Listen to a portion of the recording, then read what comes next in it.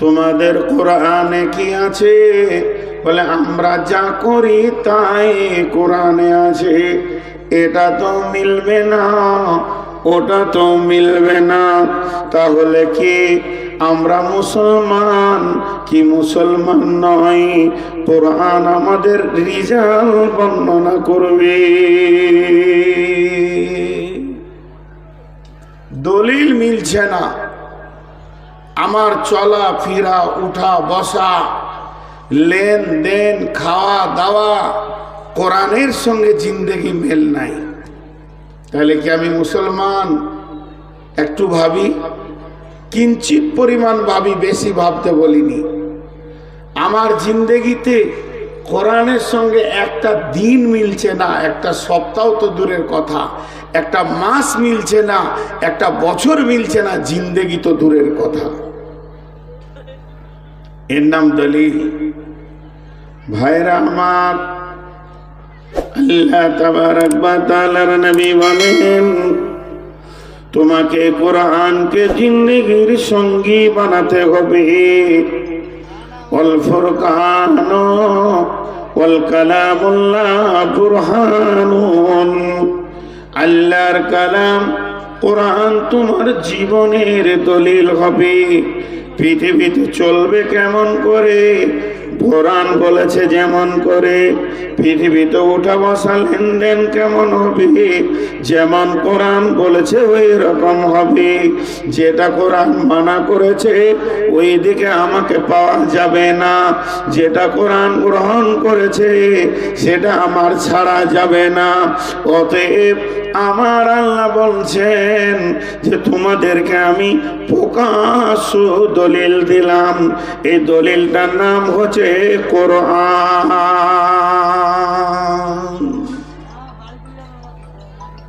একে সঙ্গে নিয়ে যেতে হবে।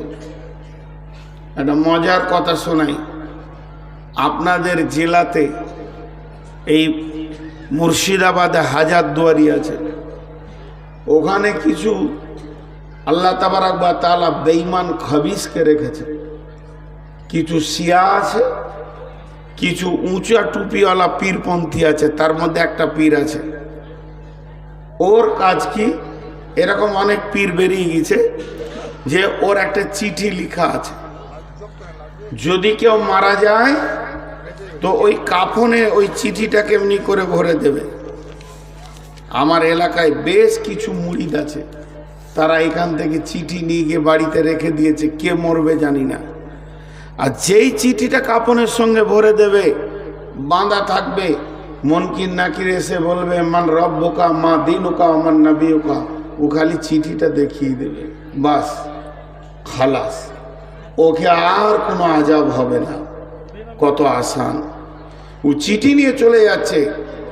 তো কোরআনকে সঙ্গে নিয়ে যেতে হবে। তাহলে কি করবেন?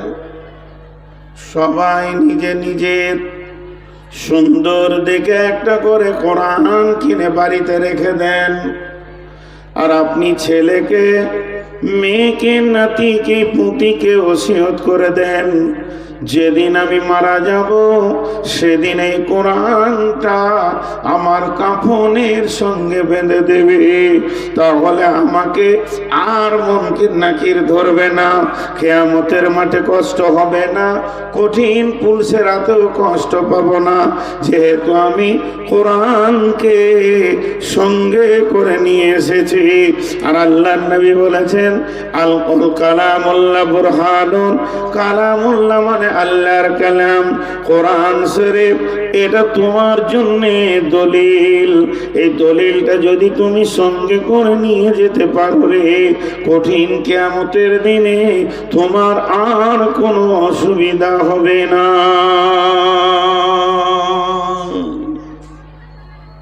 আমি তো কোরআন নিয়ে এসেছি। জি না, এটা ব্যাখ্যা বোঝার ভুল হয়ে গেছে।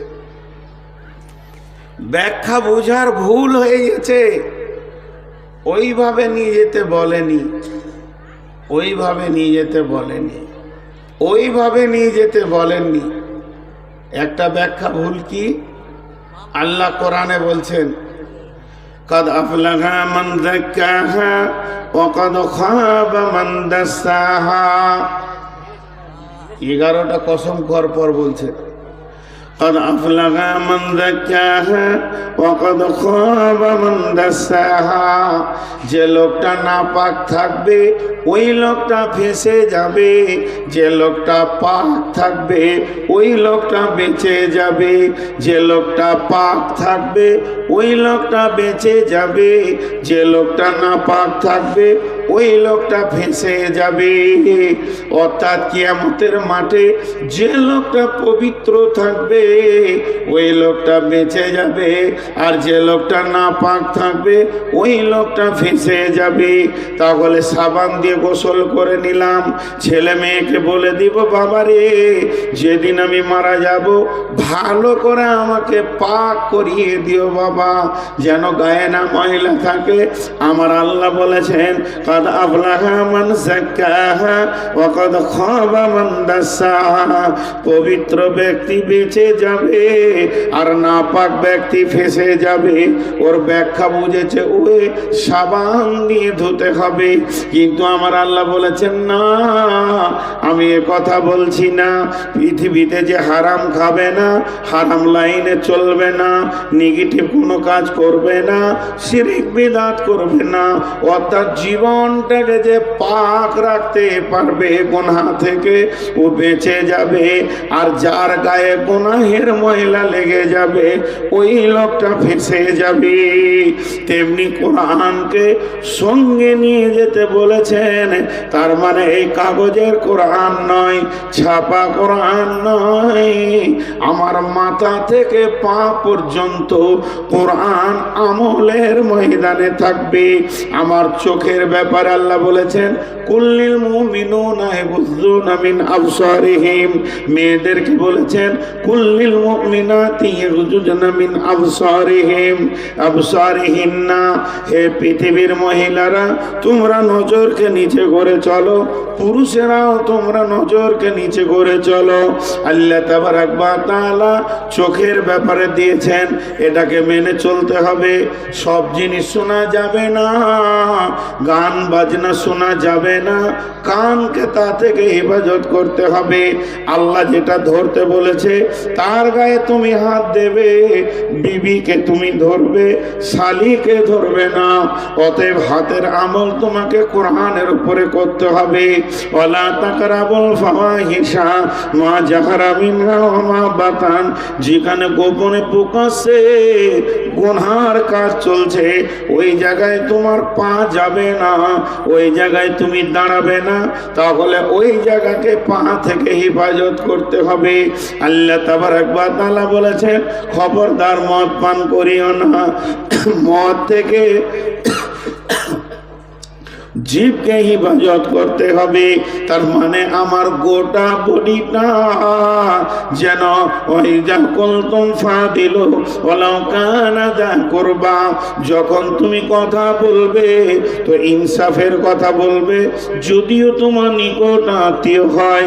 তার মানে আমার চোখ, আমার কান, আমার জিভ, আমার দিল, আমার মাথা, আমার হাত, আমার পা যেন কোরআনের দলিলের বাইরে চলবে না। এই লোকটা যেদিন কবরে যাবে সঙ্গে করে কোরআনকে নিয়ে গেল, হাসরে গেল সঙ্গে করে কোরআনকে নিয়ে গেল, আর পুলসেরাতে গেল তো সঙ্গে কোরআন থেকে গেল। এই লোকটা বলবে আল্লাহ জান্নাত আমার, যেহেতু আমি দলিল সঙ্গে এনেছি।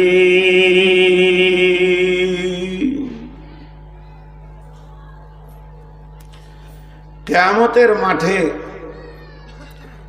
আমি প্রথমেই আপনাদেরকে বলেছি যে একটু সবর করেন। এবার আমি সূরাটা ধরবো খালি এই উদাহরণটা দিয়ে। কিয়ামতের মাঠে আল্লাহ তাবারাক ওয়া তাআলা এলান করবেন, ফেরেশতারা এলান করবেন,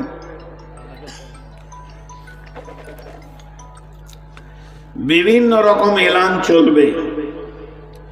তার মধ্যে একটা এলান কি,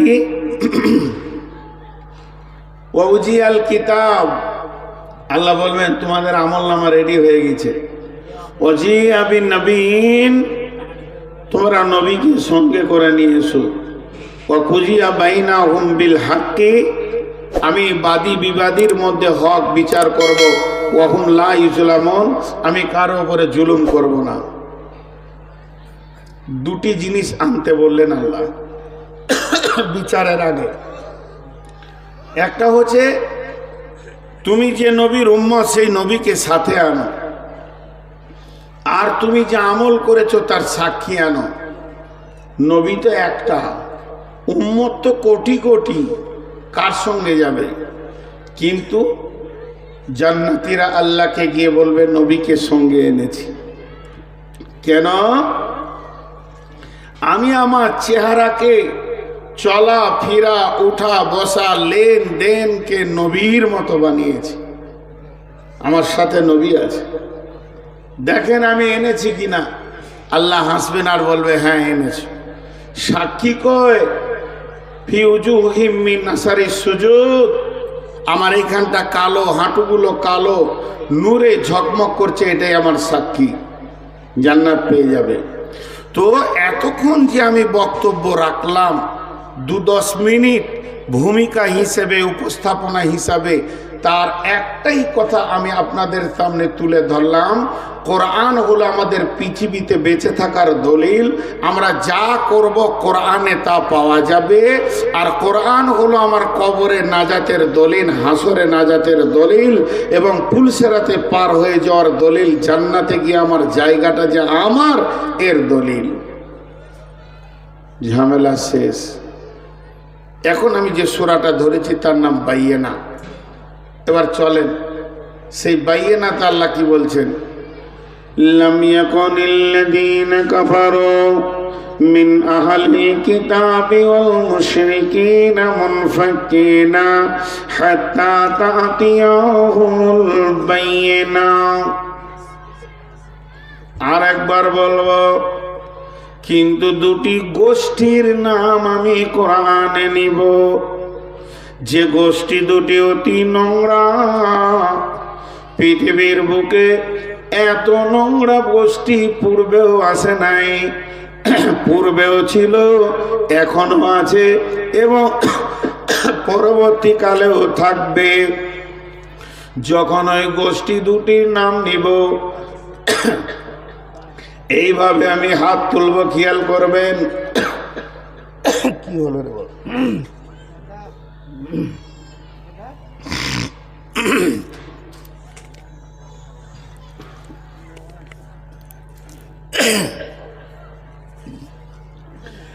লাম ইয়াকুনিল্লাযীনা কাফারু কাফারু কাফারু কাফারু, একটা গোষ্ঠীর নাম বললাম।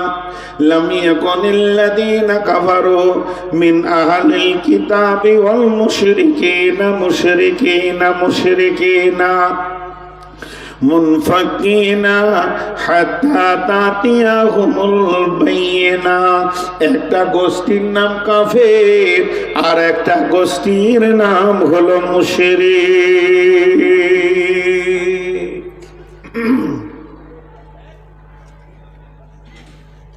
একবার আমি ছোট হয়েছি আপনাদের কাছে, নূর মোহাম্মদ কোথাও বলেন যে বসে আমার বায়ান শুনেন, হাড় কাঁপানো শীত, কষ্ট পাচ্ছেন। আমি 10-15 মিনিট আপনাদের কাছে চাইছি, আমি নিজে বলবো আপনারা উঠে যান, আমি বায়ান ছেড়ে দিব, আপনারা উঠতে চাইবেন না। এখানে আল্লাহ কত তত্ত্ববহুল কথা বলছে, খেয়াল করেন।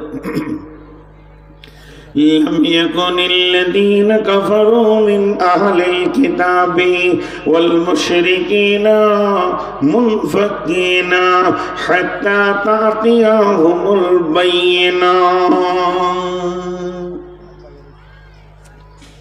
গোষ্ঠী দুটার নাম কি?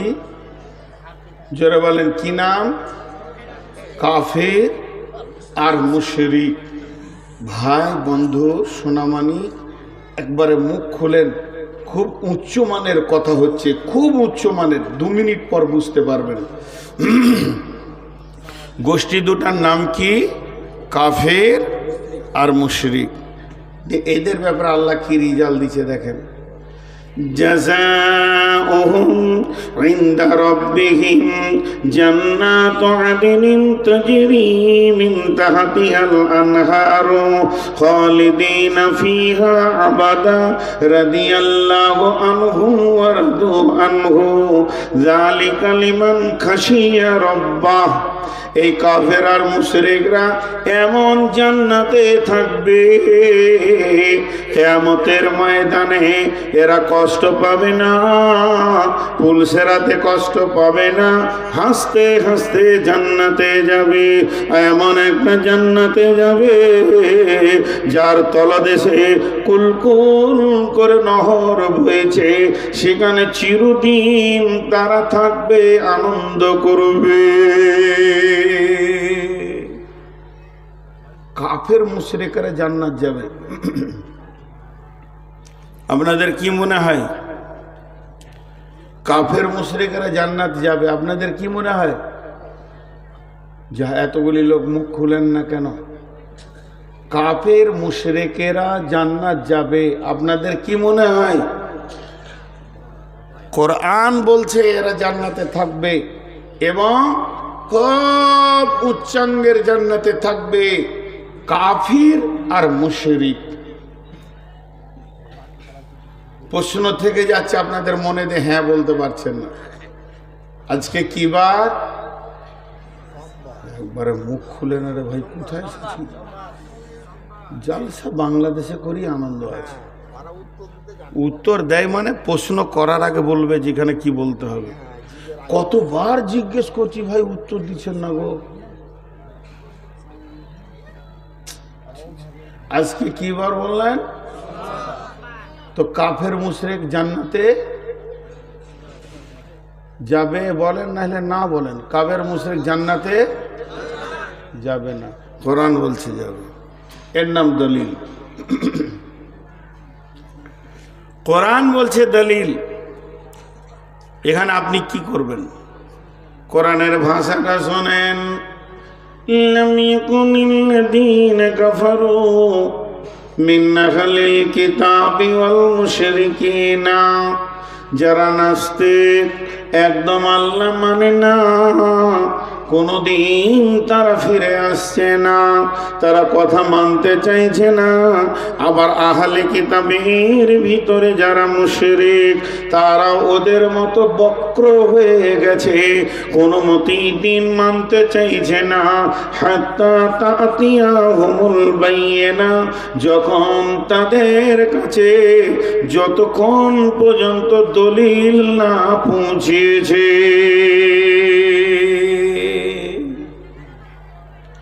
দলিল যতক্ষণ না পৌঁছিয়েছে, যখন তাদের কাছে দলিল পৌঁছে গেছে, তখন তারা নত স্বীকার করে মেনে নিয়েছে।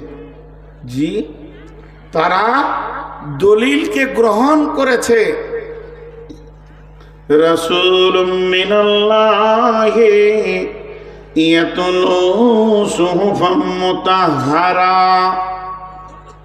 চলেন সেই কাফেরগুলোকে খুঁজে বের করি, যে কাফেরগুলো জান্নাতে যাবে, মুশরিকেরা যাবে। আল্লাহ কোরআনে বলেছেন, মানে হতেই হবে, কোরআনে একটা মিথ্যা নাই। তাই আমার রব বলছেন, ওই কাফের মুশরিকেরা জান্নাতে যাবে। ও দুনিয়ার মানুষ, ও মুর্শিদাবাদের লোক, একবার ভেবে দেখো কারা কেমন কাফের, কেমন মুশরিক ছিল। তাদের জন্য আমার জান্নাত রেডি রয়েছে।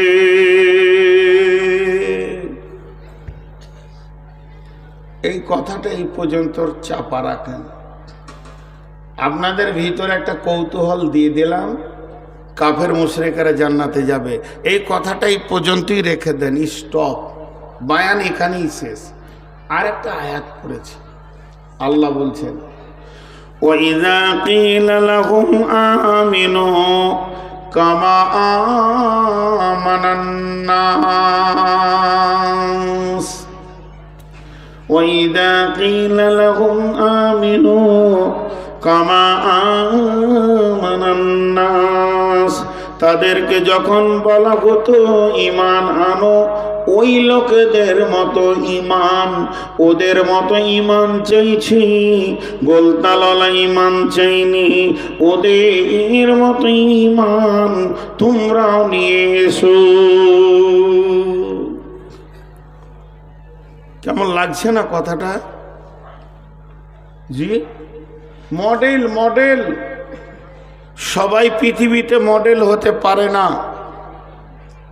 এই গোটা পশ্চিমবঙ্গে মাধ্যমিক পরীক্ষা হয়েছে গত বছর, ওই পরীক্ষাতে গোটা ইন্ডিয়ার একটা ছেলে চ্যাম্পিয়ন হয়েছে।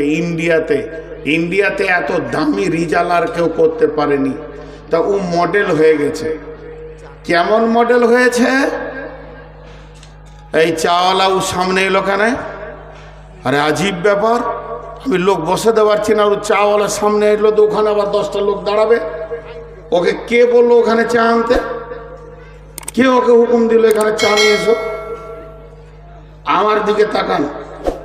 সেই ছেলেটার নাম হচ্ছে শফিকুল। উদাহরণটা মন দিয়ে শোনেন। সারা পৃথিবীতে ফেসবুকে তার ছবি আর তার নামে ছড়াছড়ি চলছে, অল ইন্ডিয়ার চ্যাম্পিয়ন ছেলে। তখন পৃথিবীর লোক কোণে কোণে, বাংলাদেশে, পাকিস্তানে ছেলেকে পড়াচ্ছে বাপ, এই পড়াশোনা কর, পড়বি তার শফিকের মতো পড়। মানে ও মডেল হয়ে গেছে। আপনি আপনার ছোট ভাইকে বলছেন, এই খালি ঘুরে ঘুরে বেড়াই, পড়াশোনা কর, পড়াশোনা করবি তো শফিকের মতো পড়। তার মানে শফিক মডেল হয়ে গেছে। শফিক প্রত্যেকটি গার্জেনের হৃদয়কে ঠান্ডা করে দিয়েছে। তাই তারা নিজের ছেলেকে বকতে গিয়ে ওই শফিককেই তুলনা করছে। তাহলে এটা তো গার্জেনের কথা বললাম, স্বয়ং আল্লাহ বলছেন, তোরা যদি ঈমান আনবি তাহলে ওই লোকেদের মতো আন। এবার দেখেন কথাটা ধ্যান দিয়ে খেয়াল করেন, এটা মানুষের কথা নয়, এটা মানুষের কথা নয়, জিবরাইলের কথা নয়, নবীজিরও কথা নয়, আল্লাহ বলছেন। আল্লাহ কোনো একটা ব্যক্তির দিকে আঙুল তুলছেন, আপনাকে আমাকে বলছেন, রে আজকের দিনের রাত্রির আমার শ্রোতার দল, তোরা যদি ঈমান আনবি ওই লোকেদের মতো ঈমান আন। ওয়াইদা কিলা লাহুম আমিনু কামা আমানান নাস, আল্লাহ বলেনি জিবরাইলের মতো আন, আল্লাহ বলেনি মিকাইলের মতো আন। আল্লাহ কোনো ফেরেশতাকে সামনে আনলেন না। আমার রব এমন একটা লোককে দেখাচ্ছে, হে মুর্শিদাবাদের মানুষ, বর্ধমানের মানুষ, তোমরা যদি ঈমান আনবে, ও নারী ও পুরুষ, ওই লোকেদের মতো ঈমান আনো। আমার কাছে অন্য কোনো ঈমান কবুল নাই, ওই লোকটার মতো ঈমান কবুল আছে। কামা আমানান নাস। নাস বলতে কে? আল্লাহ স্বয়ং বলছে ওর মতো ঈমান আনো। তাহলে সেই লোকটা কত দামি, সেই লোকটা কত মজবুত, সেই লোকটা কত দামি যে আল্লাহর দিলকে আপন করে নিয়েছে। আমার দিকে দেখায়নি, ইনার দিকে দেখায়নি, তার দিকে দেখায়নি, ওই লোকের দিকে দেখাচ্ছে। তাহলে সেই লোকটা কত দামি, চলেন সেই লোকটা খুঁজে বের করি। এবার আসেন জঙ্গে তবুকে আল্লাহর নবী সাহাবীদেরকে নিয়ে সফর শুরু করেছেন। যেতে যেতে যেতে যেতে 1 মঞ্জিল 2 মঞ্জিল এইভাবে রাস্তা পার হতে রয়েছেন। বিশ্বনবী এক জায়গায় গিয়ে বললেন, রে আমার সাহাবীরা, তোমরা এখানে তাঁবু গেড়ে দাও, এই জায়গায় তাঁবু খাটিয়ে নাও, এখানে রান্নার ব্যবস্থা করো, এই জায়গায় আরাম হবে, এই জায়গায় গোসল হবে, এই জায়গায় নামাজ হবে, এই জায়গায় খাওয়া পাকানো হবে, খাওয়া হবে, তারপরে রেস্ট নিব, রেস্ট নেওয়ার পর আবার নতুন সফর শুরু হবে। তাবুরাতে সাহাবীরা সাহাবারা জেলা মাজমাইনেরা কেউ তাবু রেডি করতে লাগলো, কেউ চুলা বানাতে লাগলো, কেউ হাঁড়িগুলো রেডি করছে, রান্না পাকাতে হবে। সব যেন নিজে নিজের কাজে ব্যস্ত হয়ে গেল। এরই ভিতরে এক দুজন সাহাবী ওই মরুভূমির আপনার বাবলার বনে একটা গাধাকে পেয়েছে। ওই গাধাটাকে টেনে নিয়ে এসে জবাই করে দিয়েছে। জবাই করে তার মাংসগুলোকে পিস পিস করে সুন্দর করে হাঁড়িতে দিয়ে আর মশলা দিয়ে রান্না শুরু করে দিয়েছে। এবার রান্না হচ্ছে, শুধু হচ্ছে না, রান্না শেষের দিকে পৌঁছে গেছে। একজন লকড়ি ঠেলছে, আর একজন দাঁড়িয়ে দাঁড়িয়ে মাংসটাকে নাড়ছে, আর একজন থালা নিয়ে দাঁড়িয়ে আছে। এই মাত্র নুন দেখবো, খাবো, আর সেদ্ধ হতে 1-2 মিনিট বাকি আছে, নিশ্চয়ই খাবারটা রেডি হয়ে গেছে। এমন সময় আসমান থেকে বার্তা চলে এলো। বার্তা এলো কি, ও দয়ার নবী গো, এক্ষুনি আপনার উম্মতের জন্য 2টি জিনিসকে হারাম ঘোষণা করা হলো। এই মিনিটে, এই সেকেন্ডে হারাম ঘোষণা করে দেওয়া হলো। সেই 2টি জিনিস কি? একটা হলো গাধার মাংস, আর একটা হলো কি, নিকাহি মুতা। আগের যুগে এটা ছিল, এখন সিয়ারা রেখে দিয়েছে। কন্ট্যাক্টে কোনো মেয়েকে বিয়ে করা যেত। আমি মুর্শিদাবাদে 2 মাস থাকবো, তুমি আমার 2 মাসের বিবি হবে, আর আমি চলে গেলে অটোমেটিক তালাক হয়ে যাবে। এই নিকাহি মুতা তাদের কাছে বহু ছিল। এবং যখনই বার্তাটা পৌঁছে গেল, বিশ্বনবী বললেন, রে আমার সাহাবী, এটা তুমি সমস্ত সাহাবীদেরকে শুনিয়ে দাও। একজনকে ডেকে বললেন, আর এটা সফরে আয়াত নাজিল হলো। এবং বন্ধুরে, ওই সফরের ভিতরে একজন এলান করতে লাগলো, লোক সকল তোমরা কান করে শোনো, এই মাত্র আসমান থেকে 2টা জিনিসকে হারাম করা হয়েছে। কন্ট্যাক্টে বিবি যার যার কাছে আছে তাদের বাপ ভাইয়ের কাছে পৌঁছে দাও, আর না হয় তাকে মহারানা দিয়ে চিরসঙ্গিনী বানিয়ে নাও। কন্ট্যাক্টে বিবি বানানো যাবে না, ওটা আজকে রাত্রিতে আজকে এক্ষুনি হারাম করা হলো। আর একটা গাধার মাংসকে হারাম করা হলো। এটা মুসলমানের জন্য, এটা উম্মত মুহাম্মদের জন্য হালাল নয়, এটাকে হারাম ঘোষণা করা হলো। যখনই 2টি বার্তা তাদের এখানে পৌঁছে গেল, তারা সঙ্গে সঙ্গে করলো কি, তখনই যে থালা ধরেছিল থালা ছেড়ে দিল, যে লোকটা লকড়ি ঠেলছিল সেও হাত ছেড়ে উঠে গেল। আর তো লাভে নাই। আর এরা দুজন এমনি করে হাঁড়িটা ধরে হড় হড় করে চুলোতে ঢেলে দিল, হাঁড়িটা ধুয়ে নিল। আল্লাহ তাবারাক ওয়া তাআলা বলছেন, ওয়াইদা কিলা লাহুম আমিনু কামা আমানান নাস। আল্লাহ যাদের উপর আঙুল তুলেছেন, যে লোকগুলো আল্লাহ পছন্দ করেছেন, এগুলো হলো ওই সাহাবীরা। আল্লাহ আমাদেরকে বলছে, ও পৃথিবীর মানুষ রে, তোমরা যদি ঈমান আনবে তো ওই লোকেদের মতো আনো, তাদের কাছে হারামের খবর পৌঁছেছে, সঙ্গে সঙ্গে আমল করছে।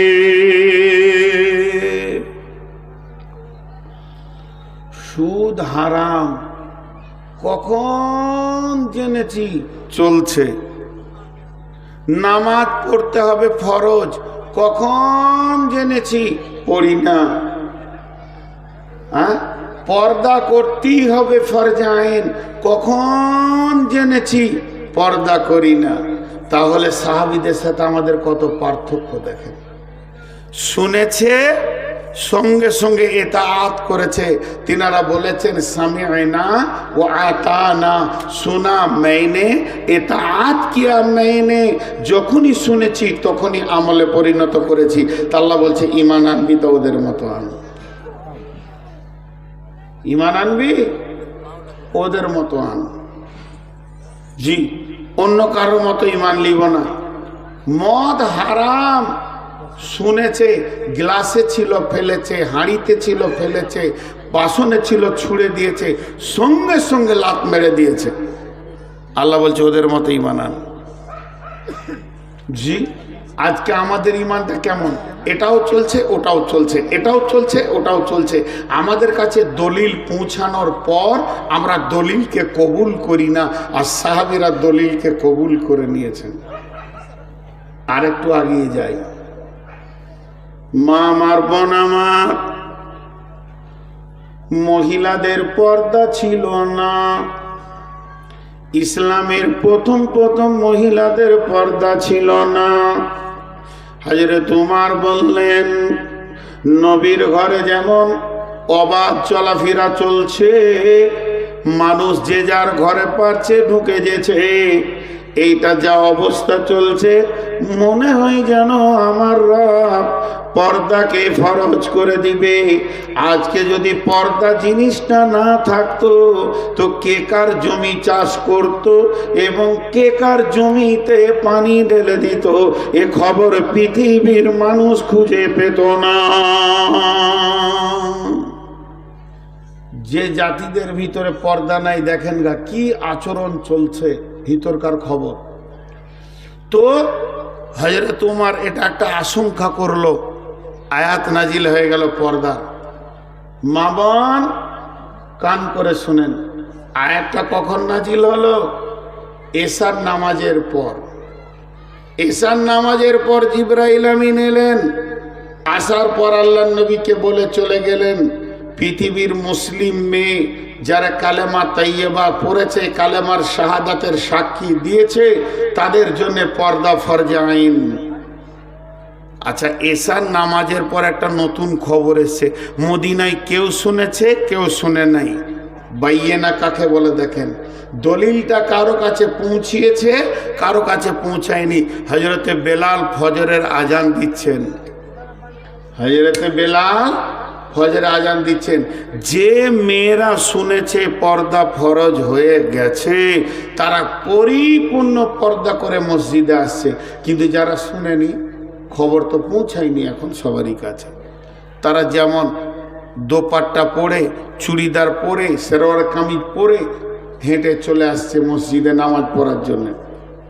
ঠিক রাস্তার মাঝে এক ছোট বাচ্চা মসজিদেছে, তোর দাদিকে বলছে, দাদি যে তোমার কাছে কি বাইয়েনা পৌঁছায়নি, তোমার কাছে কি দলিল পৌঁছায়নি, তোমার কাছে কি আল্লাহর বার্তা আসেনি? বলে কি ভাই? বলে গত রাত্রিতে জিবরাইল আমিন এসে বিশ্বনবীকে বলে চলে গেলেন যে পৃথিবীর মহিলারা পর্দার ভিতরে থাকবে, এরা পর্দার বাইরে থাকবে না, মেয়েদের জন্য পর্দাকে ফরজ করে দিয়েছে। তো মেয়েটি কেমন, ওর চালন কেমন, ওর চালচলন কেমন, ওর মিজাজ কেমন, ও আমার মা, আমার বোন, একটা মিনিট খালি কান করে শুনেন। ওই মেয়েটি তখন সঙ্গে সঙ্গে আল্লাহর জমিনে বসে গেল, আর দাঁড়িয়ে নাই, নিজের মাথা হাঁটু একদম জড়ো সড়ো করে নিয়ে বসে গেল। আর ওই ছেলেকে বলছে, ভাইয়া তুমি আমার বাড়িতে যাও, দেখো গা অমুক জায়গায় একটা বড় চাদর আছে, সেটা আমাকে এনে দাও, ওই চাদরটা উড়ে আমি যাব। তখন ছেলেটা বলছেন, দাদিজি আপনার কাছে তো খবরটা এখন পৌঁছালো, আগে থেকে পৌঁছায়নি, তাহলে এই ওয়াক্তের নামাজটা আপনি এইভাবে পড়ে আসেন, আর না হয় এই ওয়াক্তের নামাজটা বাড়িতে পড়েলেন, আপনি বাড়ি ফিরে চলে যান, পরের ওয়াক্ত থেকে পর্দা করে আসবেন। তখন ওই বুড়ি বলছেন, ভাইয়া রে, আল্লাহর হুকুম পাইয়ে না, দলিল আমার কানে পড়ে গেছে, আর আমি যখন শুনে নিয়েছি আল্লাহর এই জমিনে, আল্লাহর এই মাটিতে আমি একটা পার বেপরদা হাঁটব না। আমি দলিলকে মেনে নিব, দলিলকে গ্রহণ করে নিব, দলিলকে নিজের জীবনে লাগিয়ে নিব। কোরআনের আয়াতটা যেন আমার বডিতে লেগে যায়, ওটাই নিয়ে যেন কিয়ামতে উঠতে পারি। অতএব তুমি গিয়ে আমার চাদরটা এনে দাও। আল্লাহ বলছে, ইমান আনবি তো ওদের মতো আন। এখানে যে মা বোনেরা আছে, এরা কি পর্দা ফরজ এটা জানে না? এরা কি বুঝে না? আজকে কি প্রথম শুনছে? এর আগে এদের কি জানা ছিল না? এর আগে কি কোনো আলেম বলেনি যে পর্দা হচ্ছে ফরজ, বাইয়েনা গ্রহণ করতে রাজি লয়? এবার আপনি আমি বলি, বিচারটা আল্লাহর হাতে দিচ্ছি না, এখন ছেড়ে দেন, কিয়ামতে বিচার তো আল্লাহই করবে। এখন আপনি আমি বলি, এই মেয়েগুলো কি মুসলিম না নন মুসলিম? মুসলিম কি করে হলো? কোরআন মানল না, কোরআনকে প্রকাশ্য মানছে না, তাহলে এদেরকে কি বিচারে ফেলবেন? আমি নন মুসলিমও বলছি না, কালেমা শাহাদাতের সাক্ষী দিচ্ছে, তাহলে এরা কোন গ্রুপে পড়বে তাল পেছি না, এদের গ্রুপটা খুঁজে পেছি না। কালেমা শাহাদাতের সাক্ষী দিচ্ছে, আল্লাহকে আল্লাহ বলছে, রসুলকে রসুল বলছে, দিনকে ইসলাম বলছে, আর কিছু মানছে না। তাহলে এরা কোথা গেল? এর নাম বাইয়ানালাই। মা বোন, আর একটা ঘটনা শোনাই, খালি দলিল কাকে বলে দেখেন। আল্লাহ কি এমনি বলেছেন যে তোরা ঈমান আনবি তো ওই লোকেদের মতো আন? সেই লোকগুলিকে, ওই লোকগুলিকে খুঁজে বের করা হচ্ছে এখন। আবু জাহেল নামটা শুনি মনে হচ্ছে যেন একটা বিরাট দামি লোক। আবু জাহেলের বেটার নাম হচ্ছে একরামা, একরামা বিন আবু জাহেল। সে বাপের যোগ্য বেটা। বাপের যোগ্য বেটা বলতে কি বুঝেন? মানে আবু জাহেল যত খবিস, তার 1.5 খবিস ওর বেটাটা। তার মানে বাপের যোগ্য বেটা, ইসলামের প্রকাশ্য শত্রু। তো আবু জাহেলের বেটার স্ত্রীর নাম উম্মে হাকিম। আসলে ওর নাম উম্মে হাকিম নয়, নাম অন্য আছে। হাকিমের মা, ওর বেটার নাম হাকিম, ওই জন্য ওকে হাকিমের মা বলে ডাকে। বেশ কিছু মেয়েদের নাম বিলুপ্ত হয়ে যায় বিয়ের পর, নাম কুলসুমা, কিন্তু ওর ছেলে পিলে হয়ে গেছে, একটা নাম রেখেছে জহির। তো জহিরের মা, জহিরের মা, বোনও বলছে জহিরের মা, ভাইও বলছে জহিরের মা, বাপও বলছে জহিরের মা কোথা গেল রে, মানে ওর আসল নামটা হারিয়ে গিয়ে এখন জহিরের মা হয়ে গেল। ঠিক ওই রকম উম্মে হাকিম, ওর বেটার নাম ছিল হাকিম, তো হাকিমের মা। তা আবু জাহেলের এটা কে হলো? মেয়েটা বৌমা, ওর বেটার স্ত্রী এই মেয়েটি। শুনেন ঘটনা। যেদিন মক্কা বিজয়ী হলো, বিশ্বনবী মক্কায় আসলেন, সৌদি আল্লাহ নবীর হাতে চলে এলো। এমন সময় আল্লাহর নবী একটা কাগজে পরিচিতে 10 থেকে 12 জনের নাম লিখে দিলেন। নামটা লেখার পর সেটা কাবার দেওয়ালে আবার কাপড়ের সঙ্গে সেটাকে চিটিয়ে দিলেন, আর বলে দিলেন এই 10-12টা লোকের রক্তের কোনো মূল্য নাই। এখন যদি আমাকে কেউ মার্ডার করে, আমার রক্তের মূল্য তার কাছে নেওয়া যাবে। আল কাতল বিল কাতলে, কতলের পরিবর্তে কতল। কিন্তু আল্লাহর নবী বললেন এই 10টা লোকের রক্তের কোনো মূল্য নাই। তার মানে হচ্ছে এদেরকে যেখানেই পাবে মার্ডার করে দাও, এদের পৃথিবীর বুকে বেঁচে থাকার কোনো অধিকার নাই। এরা এত বড় খাবিস, এরা দিনের এত বড় শত্রু, এদেরকে দুনিয়া থেকে উড়িয়ে দাও, এদের থাকার অধিকার নাই। তার মধ্যে ওই লিস্টে 1-2 নম্বরের ভিতরেই যার নাম আছে, তার নাম হলো একরামা বিন আবু জাহেল। আবু জাহেলের বেটা একরামা। রসুলের হাতে সৌদি চলে এসছে, সৈন্য শক্তি সব কিছু। এবারে এরা 10 জন লুকিয়ে বেড়াচ্ছে, তার মধ্যে একরামাও লুকিয়ে বেড়াচ্ছে। ওর কানে কেউ বলে দিয়েছে, একরামা খবর শুনেছিস মার্ডারের লিস্টেতে তোর নাম আছে 1-2 নম্বরে। তুই তখন লুকিয়ে লুকিয়ে বেড়াচ্ছে জানকে বাঁচাবার লেগে, লুকাতে লুকাতে পালিয়ে গেল। তো একরামার বিবি উম্মে হাকিম রসুলকে গিয়ে বলছেন, ইয়া রাসূলুল্লাহ, ইয়া হাবিবাল্লাহ, ও শফিউল মুজনাবিন রাহমাতুল লিল আলামিন, দয়ার নবী গো, আমার স্বামী ইকরামা আবু জাহেলের বেটা, আপনি তাকে মারার অর্ডার দিয়ে দিয়েছেন।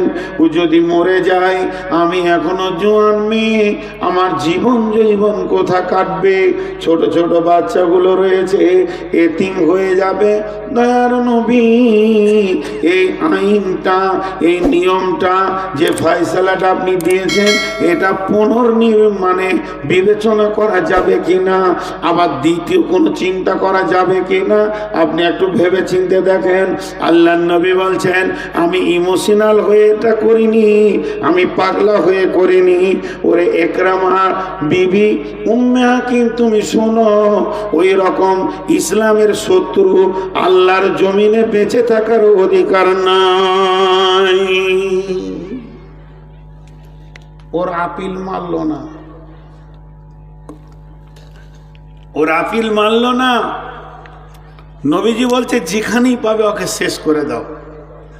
মেয়েটা কত চালাক মা বোন, আমরা ভাবি আগেকার মেয়েদের বুদ্ধি কম, কত চালাক। মেয়েটা নবীজিকে বললেন, তাহলে আমার আর একটা কথা শোনেন। বলে কি? 2-4 মাস মুলতবি করে দেন, আমাকে 2-4টা মাস, 5টা-6টা মাস আমাকে সুযোগ দেন। আপনি সাহাবীদেরকে বলে দেন, এলান করে দেন, যেন 5-6 মাস ওকে না মারে, দেখি কি করা যায়। রাসূলুল্লাহ সাল্লাল্লাহু আলাইহি ওয়াসাল্লাম বলেন, হ্যাঁ এটা মানা যেতে পারে, যাও আমি এলান করে দিব, কিছুদিনের জন্য ওর মুলতবি থাকবে। এই কথাটা যখনই বলে দিল, ও বের হয়ে গেল স্বামীর খোঁজে। আজকের যুগের মোবাইল নয় যে কোথা আছে পেয়ে যাব, শহরে শহরে ইকরামা ইকরামা স্বামীকে খুঁজে বেড়াচ্ছে। খুঁজতে খুঁজতে খুঁজতে খুঁজতে শামে চলে গেছে। আরবের মক্কার লোকেরা শামে বেশি জোয়াশা করতো, বেশিরভাগ তাদের আড্ডা ওখানে হতো, তাই চলে গেল। তো মার্কেটে চিল্লাইছে, ইকরামা। তখন ওর কাছে ভিড় লাগিয়েছে। কি হলো জি? ওই মেয়ে ছেলে, তুমি চিল্লাইছো কেন? বলে, আমার স্বামীকে খুঁজছি, ওর নাম ইকরামা। তোমাদের এই শহরে কোনো বাইরের লোক আছে? মক্কা মদিনার লোক আছে?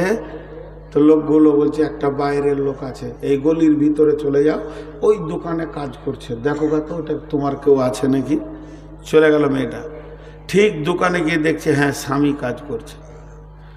স্বামীকে গিয়ে বলছে, স্বামী আমার, চলো ফিরে যাই নিজের দেশে।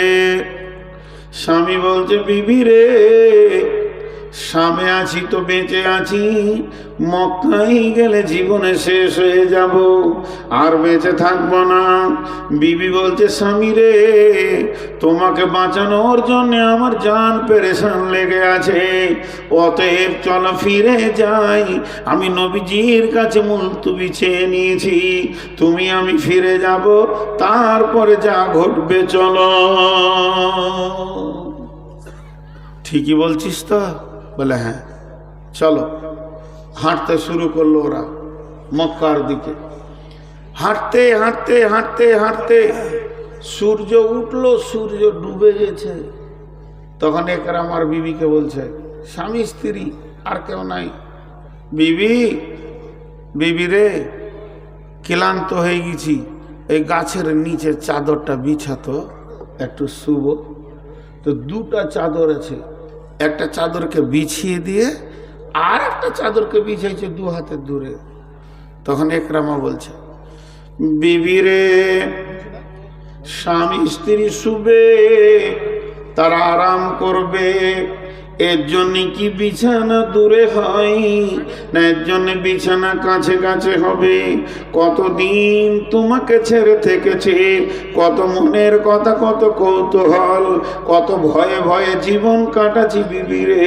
তোমার কাছে কত জানার আছে মক্কার কথা, তুমি আমার কাছে কত কি জানবে, কেমন করে দিনগুলি পার হয়েছে বিবি রে।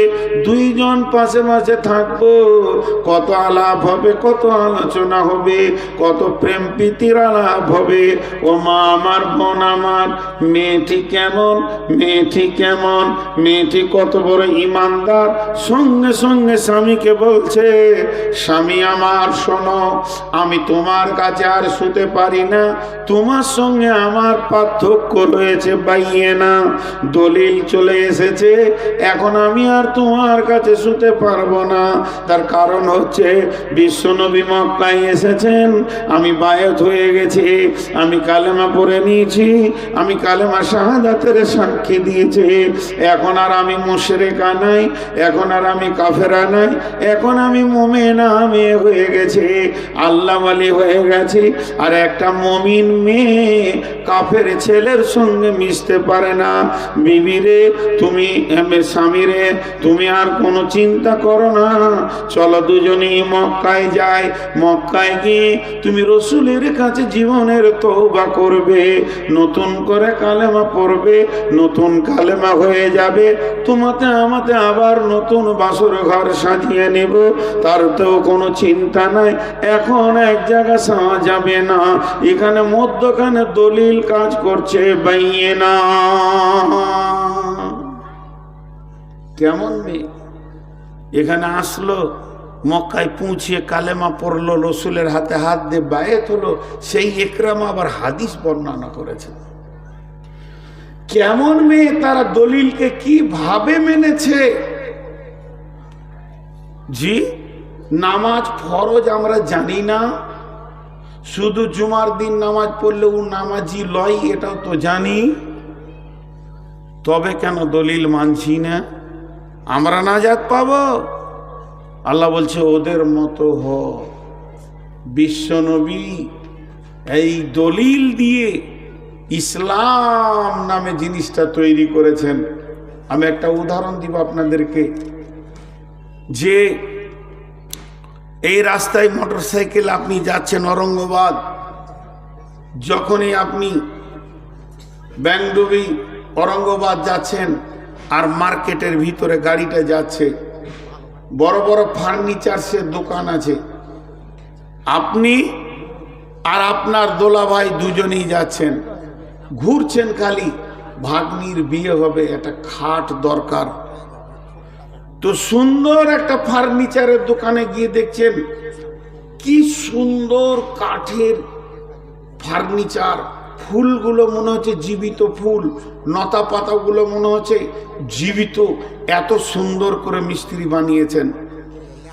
তো আপনি তখন দাঁড়িয়ে দাঁড়িয়ে খাটের প্রশংসা করছেন, খাট বট দারুণ দারুণ, এ খাট, এটাই আমার পছন্দ, দাম যা লাগে আমি খাটটা কিনবো। মিস্ত্রি তখন মুচকে মুচকে হাসছে, বলবি তো যে খাট ভালো, কিন্তু ওটা আসলে কি খাট? পরে হিসাবটা দেখেছো কি করে খাট হলো, তোমার পছন্দ কি করে হলো? ইতিহাসে চলো, ওটা এখন খাট, এক মাস আগে ছিল কাঠ, তার এক মাস দু মাস আগে ছিল গাছ, এখন খাট, তার আগে ছিল কাঠ, তার আগে ছিল গাছ। ওই দিক থেকে আসেন, প্রথমে গাছ, তারপরে কাঠ, তারপরে খাট। এসি ঘরে গাছও ঢুকায় না কেউ, এসি ঘরে গাছকে কেউ ঢুকায় না, কাঠও কেউ ঢুকায় না, কিন্তু ঢুকায় কাকে? খাটকে। তো খাট হয় কখন? একটা মিস্ত্রিকে সঙ্গে করে নিয়ে গেছে, মিস্ত্রি গিয়ে নদীর ধারে পেচ্ছাপ পায়খানা নোংরা বাঁশ গাছের ঝোড়ের ও ভিতর দিয়ে সেগুনের গাছটা দাঁড়িয়ে আছে, তো মিস্ত্রি এমনি করে দেখছে, দেখছে তোর মগজে কতগুলা জিনিস এলো, কররটা কোথা মারবো, কোন সুজা করাকে ফালি করব, তারপরে কত নম্বর কাঠ বের করব, কত কত সাইজ বের করব। আপনি আমি দেখছি গাছ, আর মিস্ত্রি দেখছে খাট। কথা ঠিক না ভুল? মিস্ত্রি দেখছে খাট, দিয়ে তারপরে বললো লিভারকে চলো কাটো, পড়লো তো পায়খানার ওপরই পড়লো, তুলে নিয়ে এসো, দৌড়। 7 ফুটের মাথায় একটা মারো, এখানে একটা পিস করো, আবার একটা করো, এই ডালটা আলাদা করো, ওইটা আলাদা করো, চলো ট্র্যাক্টরে উঠাও। কাঠ মিলে গিয়ে মিস্ত্রি দাঁড়িয়ে আছে, মিলওয়ালারা বলছে কি করো, বলছে এটা 3-4 সাইজ করো, ওটা 3-2 সাইজ করো, এটা 2-2 সাইজ করো, এটা 1-2 সাইজ করো, এটা 4-5 সাইজ করো। সাইজ চলছে, মিস্ত্রির মগজে খাট দেখতে পেয়েছে। তারপরে সেই কাঠগুলোকে নিয়ে মিস্ত্রি বসলো, চালাইছে বাটালি হাতুড়ি, যখন যেটা চাইছে কাঠ ওর কাছ থেকে ঠিক চেয়ে নেবে। কাঠ বলছে মিস্ত্রিকে এখন বাটালি দে, এখন হাতুড়ি মার, এখন রেঁদা মার, এখন করত মার, এখন রেঁদা দে, এখন বিট মার। তাই চালিয়ে যাচ্ছে, চালাতে চালাতে চালাতে চালাতে প্রথমে দিল 6 নম্বর, 8 নম্বর, তারপরে 12 নম্বর, এই করতে করতে 0 নম্বরের যখন আপনার সিরিজ কাগজ দিয়ে মেজে দিয়ে বার্নিশ পালিশ করে ওপরে যখন বার্নিশ মেরে দিল তো চকচক করছে। এবার বাড়িওয়ালা বলছে তুই ঘর ঢোক, কিন্তু ওই পায়খানার গাছটাকে ঢোকাই তো কেউ।